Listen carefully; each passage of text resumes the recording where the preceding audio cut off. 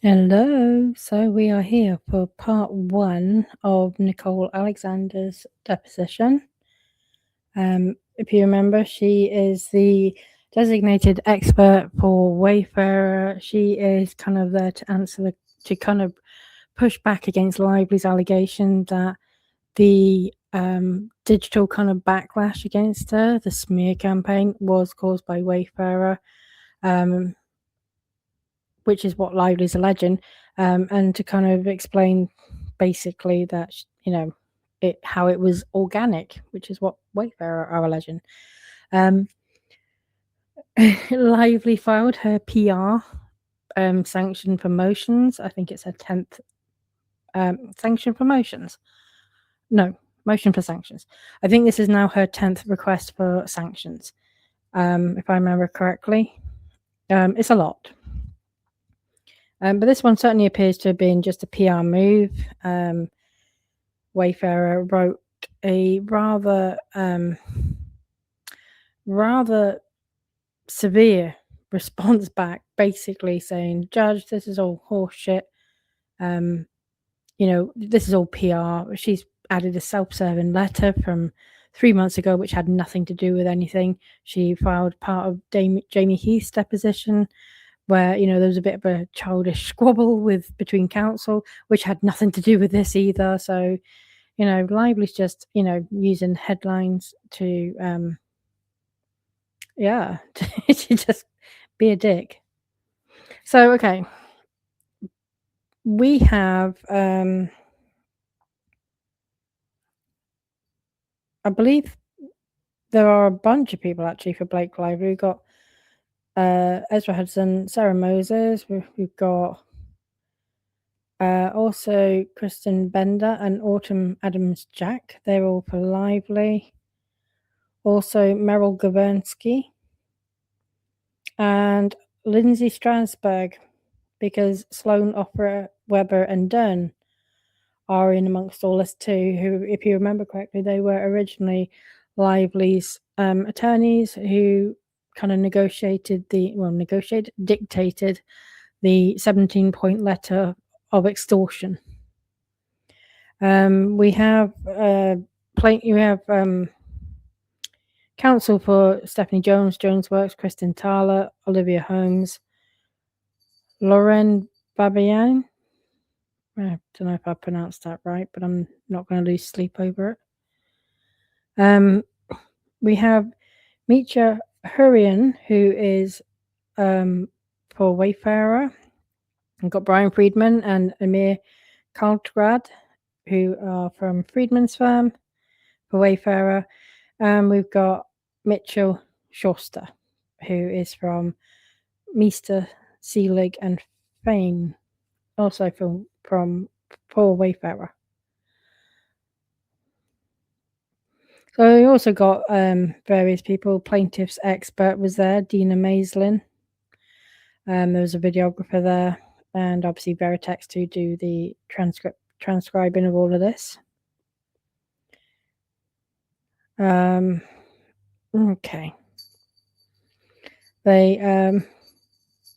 Sorry, I got a cat in the background is moving, and the bell is making a noise. The bell on her collar.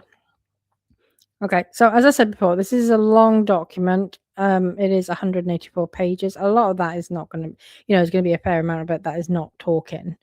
Like, we are now on page 6, and it's just, who's who's there, what page and line the witness was instructed not to answer, etc. What exhibits. There's an index for exhibits. So we are starting on this is page 6, but technically, but for the talking on page 14, because what it looks like they've done, thank God, this is 7 hours of deposition, just to put it into context. So what they have done is there are 4 pages per, 4 pages of deposition that have been copied and pasted onto 1 page of this. So for every page we get through, we're actually getting through 4 pages of deposition. So it's going to take quite a long time. We're going to have to do it over multiple videos. but it is important. And whilst we're still waiting for anything else to get unsealed, well, why not? So I will gloss over stuff like, the non-important stuff like the start here. The videographer's saying we're on record, and he's just explaining the date, time, and, who the deposition is of and in what case it's for. So I won't read like all of that. So we're going to start with Meryl Gavrensky is the one doing the talking. Fritz is here, but I didn't see his name on the list actually. Can I just? No, I see Mitchell Schuster, but I don't see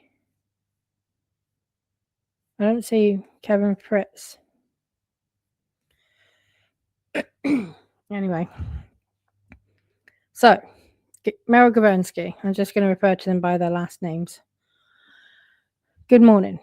Meryl Gavrensky from Dunn Isaacson Re on behalf of Miss Lively. Joining me today are, and I'm not going to cover it because I've just gone through who's there.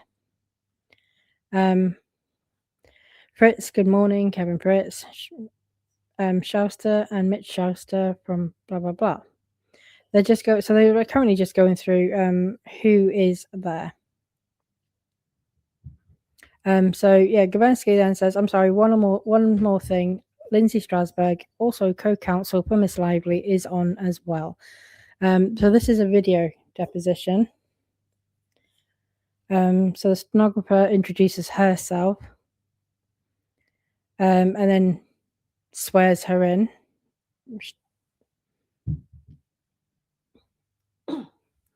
Okay, so let me get to the examination. So Gavrensky is the one that's going to be initially, she's going to be the one even no questioning. Good morning, Ms. Alexander. Can you please state your full name for the record? Alexander then says Nicole Marie Alexander. Gavrensky, is there any reason today, Miss Alexander, that you won't be able to give truthful and complete testimony? To which the response is none. Question. You understand we originally were supposed to meet last week, and I understand that you came down with, and that's redacted. Has your redacted resolved at this point?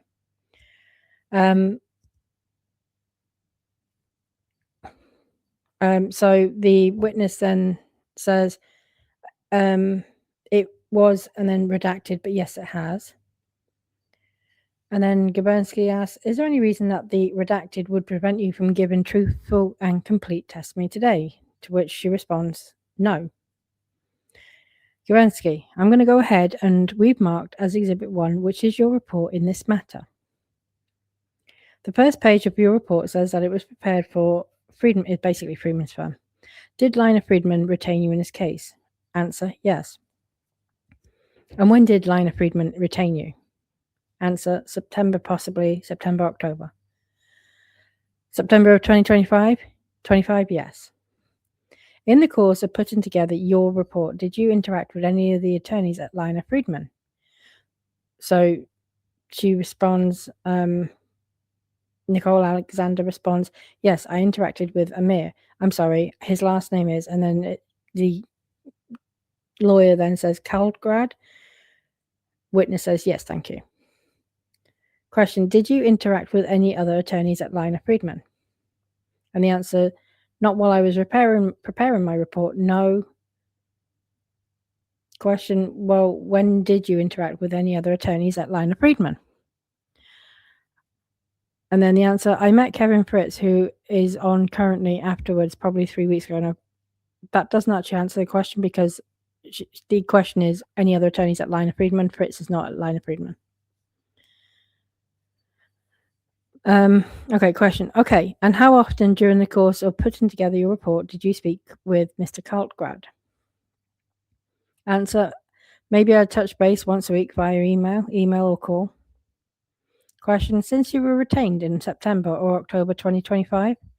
Answer, correct. And what is your understanding of which clients on behalf of Lina Friedman retained you? Answer, I believe it is Wayfarer and maybe partially Baldoni as well. I'm not quite sure. I know there are several different councils. I'm not sure the operations. Then question, okay, so the defendants in this case include Mr. Baldoni, Wayfarer, Jamie Heath, Steve Sauerwitz, Melissa Nathan, Jennifer Abel, It Ends With Us, and Tag PR. Do you understand that you are testifying on behalf of all of those defendants today? Answer, I believe I am, because I thought it was part of the collective. So, question. Okay, so if I refer to the Wayfarer defendants throughout the day, you will understand that I'm referring to that big group of defendants? Yes. Prior to this litigation, have you had any interactions with any of the Wayfarer defendants? Answer, no. During the course of this litigation, have you had any interaction with any of the Wayfarer defendants? Answer, no. And you refer to other counsel, you understand that the Wayfarer defendants have counsel other than Lina Friedman, right? Answer, I believe so, yes. Okay.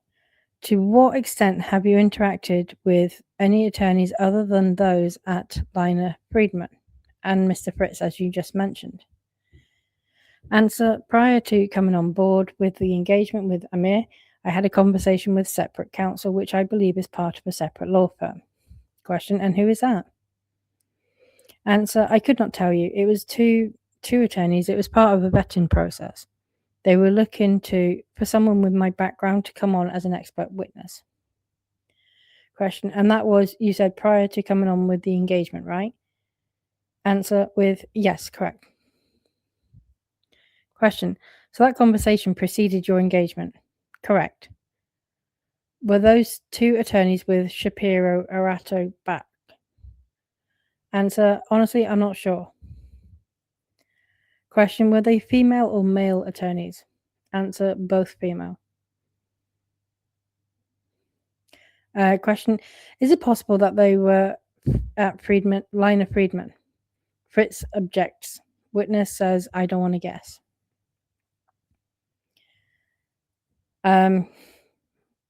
Question, do you remember their names? I don't. Their first names? I don't. Kim? She's really pushing for this.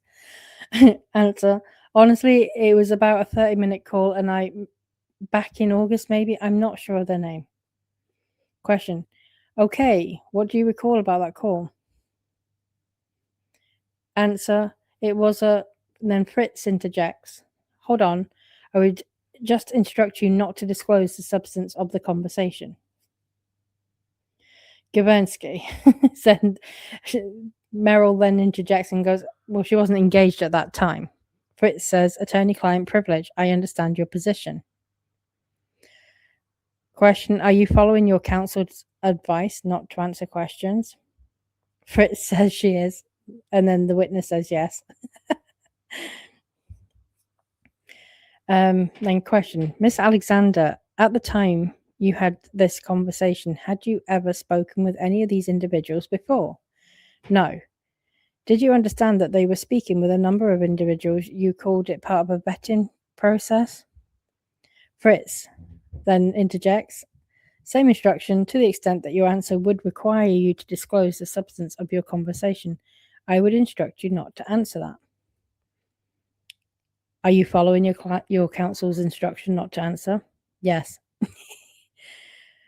Well, you mentioned, and then Fritz stops her and says, just going forward, she's always going to follow my instruction not to answer. So,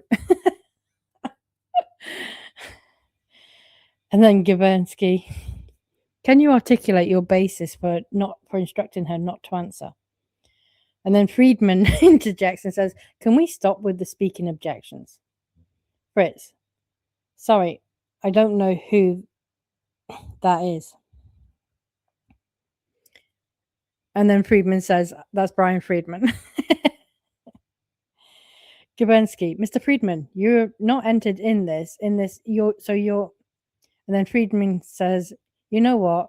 You need to stop with the speaking objections. Gavernsky, it's my deposition. Friedman, yeah, that's right. And you're improperly handling it, and you don't know what you're doing or how to practice law. So stop with your speaking objections. Well, that was a bit harsh. Gavernsky, Counsel, please mute Mr. Friedman, who has not entered an appearance in this deposition. And I'm not giving speaking objections. You're instructing your own counsel not to give speaking objections. It's my deposition. Friedman, no, you're the one giving speaking objections as your mouth is moving right now.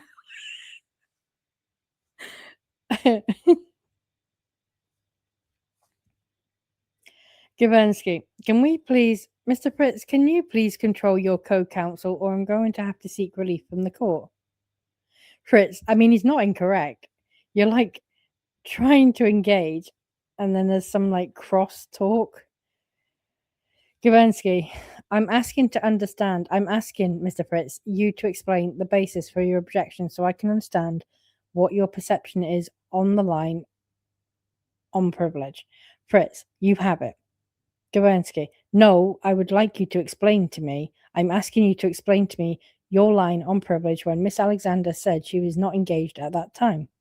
Fritz, I'm not going to engage in the debate during the deposition. And then Gavrensky turns back to the witness.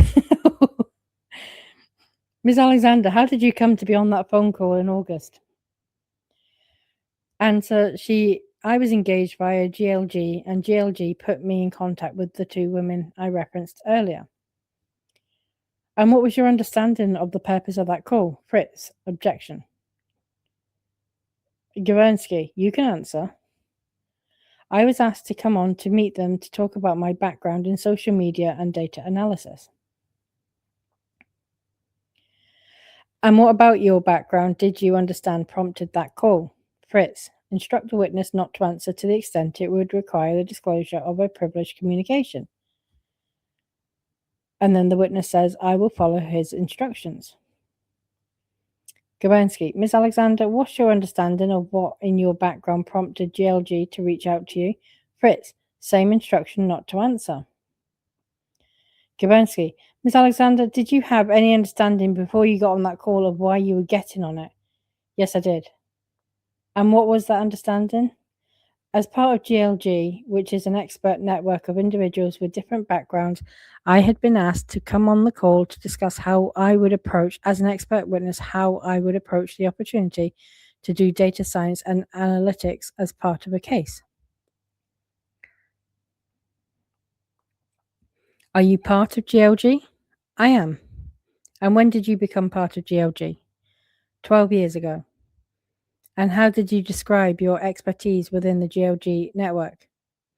So my background is, my CV is published as part of the network, and a basic summary is 25 years of experience across data analytics, marketing, and some more of my credentials just being in academia, my book, etc. And so you've been part of GLG network for 12 years. Have you ever been part of what you described as the vetting process before? For litigation work, is that the question? Yes. No, this is the first time. So in 12 years as being part of GLG, this was the first time you'd received that call? For litigation work, yes. And what did GLG say to you when they called you?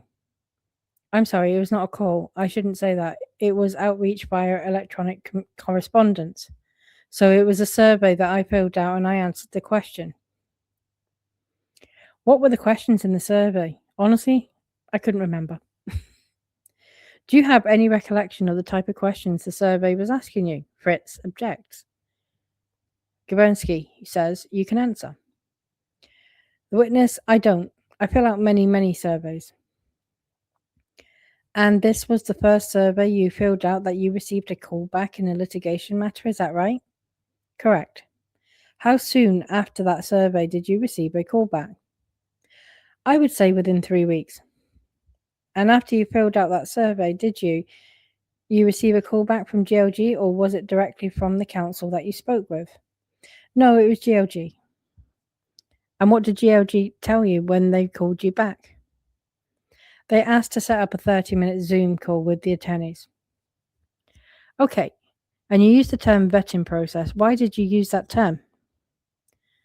That would be what I call any conversation like that. I made the assumption that they were looking to understand my background to see if I was an appropriate fit. Specifically, also around like things like availability is usually a part of any conversation that I've had with GLG. If I'm available for the work, things of that nature.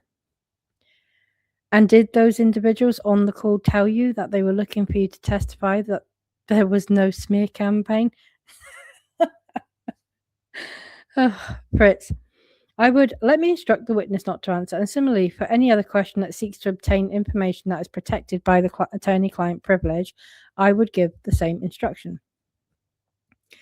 Miss Alexander, when you had that call, did you understand that it would be protected by attorney-client privilege? Fritz, instruction not to answer. Gavensky, did they tell you that anything you said on that call would be protected by attorney-client privilege? This is still stuff that she can't answer. Fritz, same instruction. Gavensky, on that call, Miss Alexander, did they tell you what they want your opinions on this matter to be? Fritz, same instruction. She's trying to get answers that she's not entitled to. That is why this is happening. Gavensky, Miss Alexander, did they tell you how the drafting of the report would be handled during that call? For fuck's sake. Fritz, same instruction. Gavensky, did you discuss your report with anyone other than Wayfarer Defendants Counsel? Witness, no one else. Question, your report refers to an assistant. I was going to say, I apologize, let me rephrase. No one outside of my team, which is the assistant referenced other than Wayfarer's Counsel. Who is the assistant? Taylor Hunter. And then spells out Taylor. Okay, who is Taylor Hunter? She's a data scientist. Does she work with you? She worked with me on this particular piece of work. Had you met Miss Hunter before? She was referred to me by someone else within my network. She's not the normal data scientist I work with. Okay. Why didn't you use the normal data scientist that you work with? She was unavailable and offline taking care of personal matters. And why were you looking for an assistant? Because of the scope of the work that I do is just too much for one person. So tell me the process of you soliciting the assistance of Miss Hunter.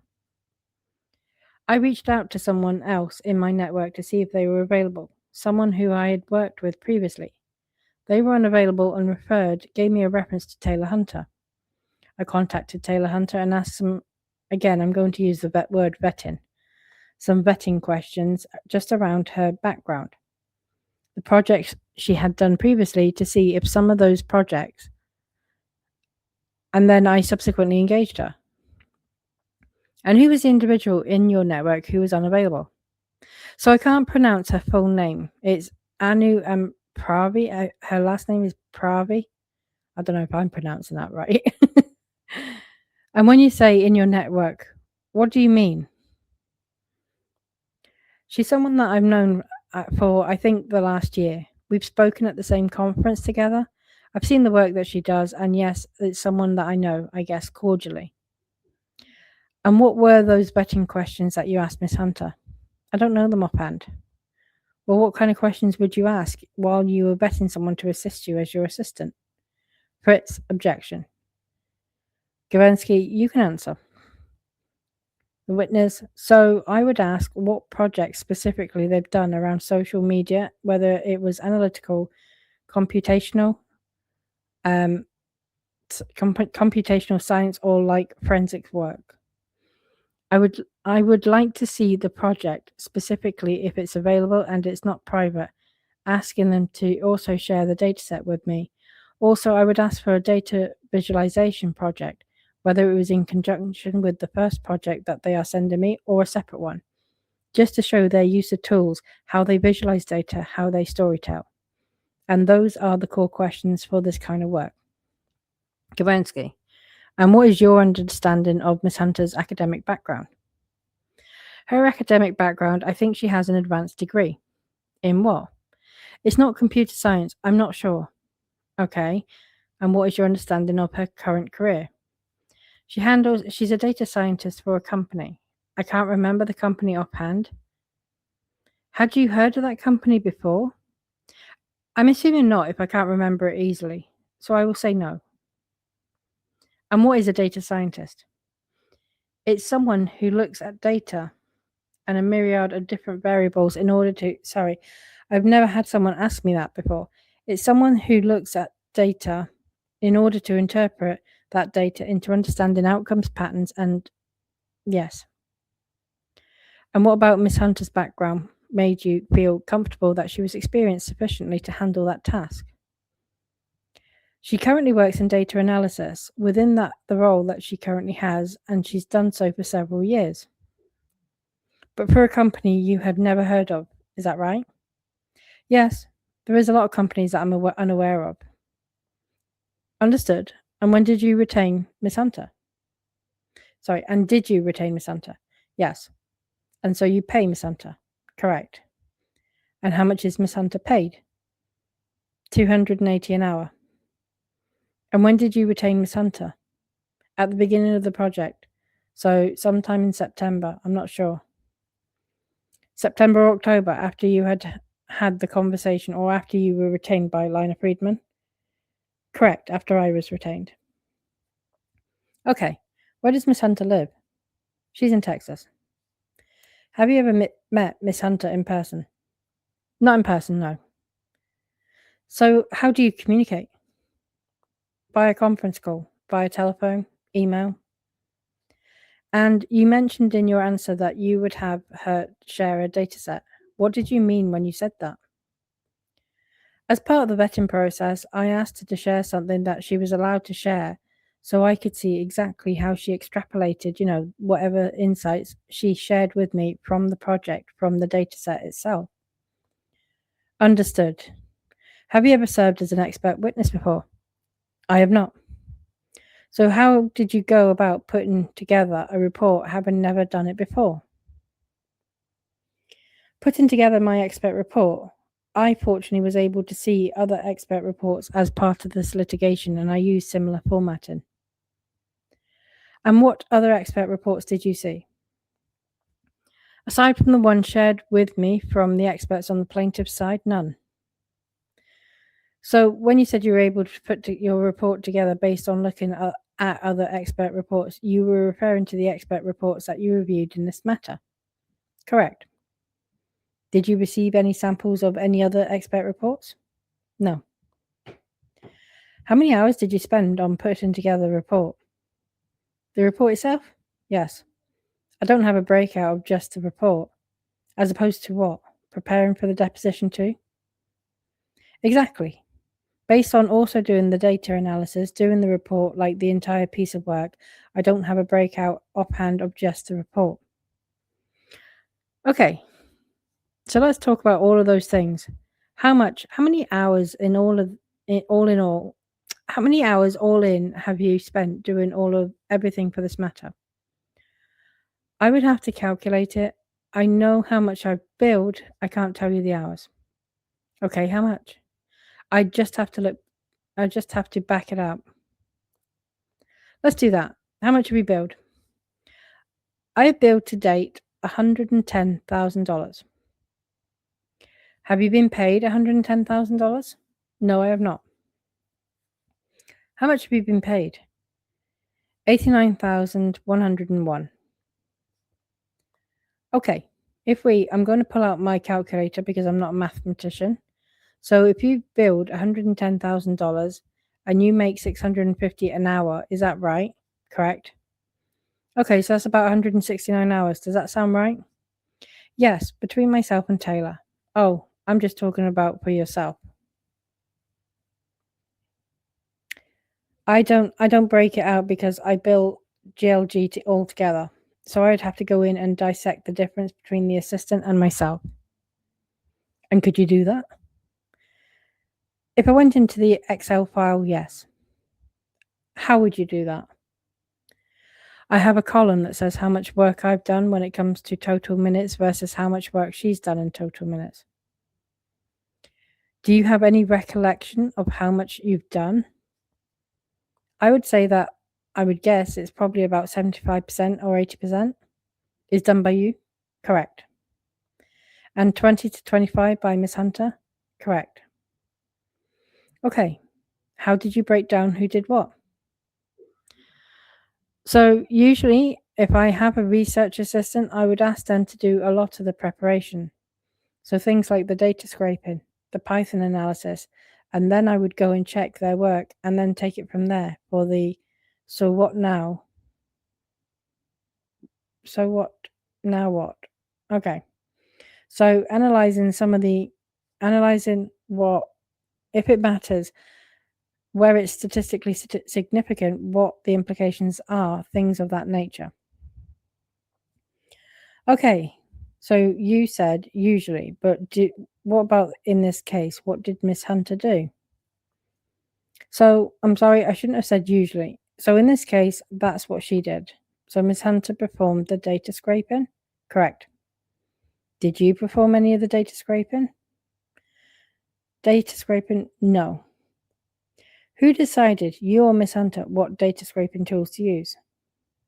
I did. How did you go about deciding what tools to use? It's a tool I've used previously. What is it? Is it Apify? And I reference it in my report. Is Apify a tool or a network of tools? It's a software as a service, and they are one of the leaders in social media tracking. So they are similar to a Sprout Social or a myriad of other tools. Yeah, tools that you're able to go online and scrape from. But there are different social media tools for each. I'm sorry, strike that. There are different actors for various social media tools on Apify, aren't there? Fritz, objection. You can answer. Yes. So, how did you pick what actors in Apify to use for each of the social media? I selected the ones that I have used previously, and also I think one was new and one was just relevant for this particular case. And who determined that it was relevant for this case? I did. Okay, and you said you checked work. Please explain how you checked Miss Hunter's work. So once she was done doing the data scraping, we had a shared folder. So I would go into that shared folder. I would look at the data that she scraped for, let's say that day or in total for that particular social media. I would go through, look at the data, and make sure that it was complete. When she ran Python code, I would go in and just drop it in to make sure that the Python code ran correctly. And that was looking at the correct components. And did you ever go back to her and say, I would like you to rerun this or run it in a different way? If there was an error, then yes. What kind of an error? If the code itself didn't make sense or if there was anything missing, so maybe she hadn't selected the entire data set or something to that effect, I would ask her to go back and do a rerun. So did you ever ask her to rerun based on the content of the data set? No, not on the content. And what were your instructions to Miss Hunter about what to scrape? I asked her to look across 5 social media channels. I asked her to use both positive as well as negative and neutral sentiment. So a 3 classifier. And that was predominantly it. I didn't give her any specific instruction on how to approach it, how to run the data, or how to scrape the data, anything to that effect. So the clarifier, though, that came after the data was scraped, right? That's correct.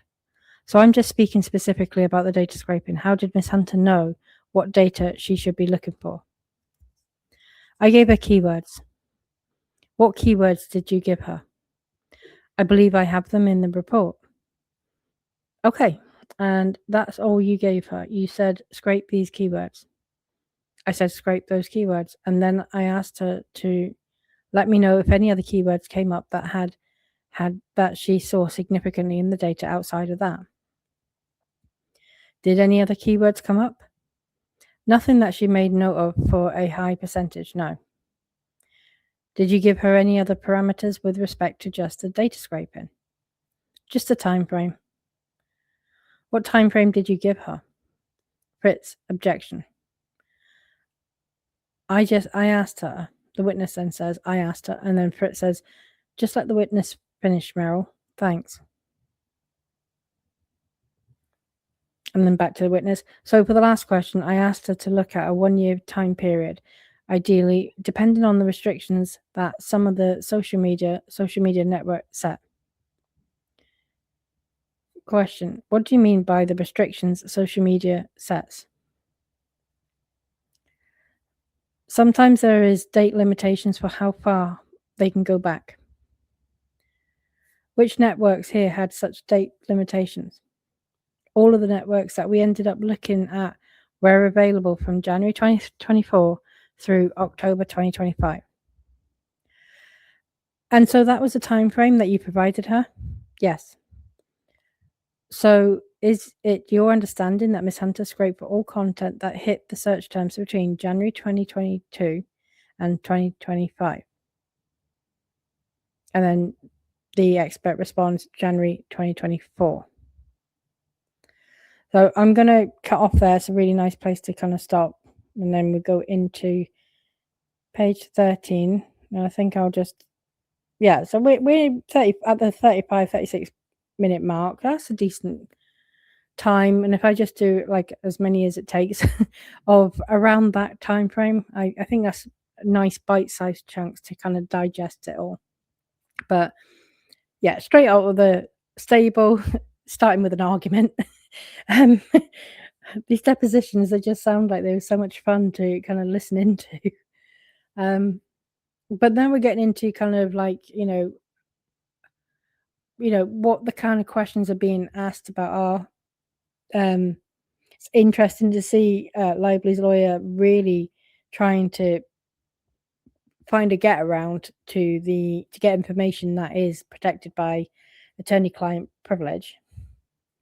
So yeah, I will do a couple more parts for tomorrow and just do a few more parts. Like it would probably take several days, but we will get there. Slow and steady wins the race.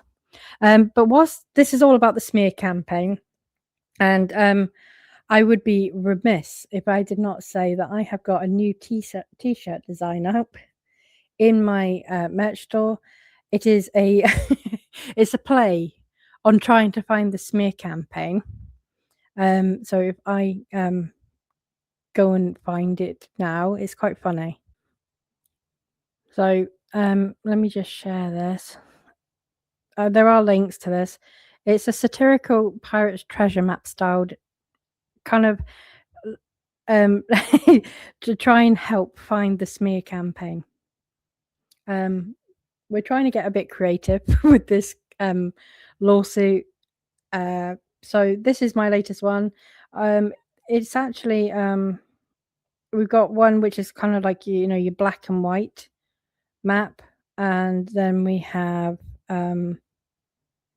bear with me, I'm trying to find it.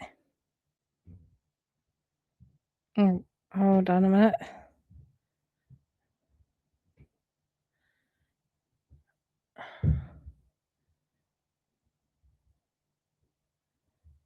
This is a no. Okay.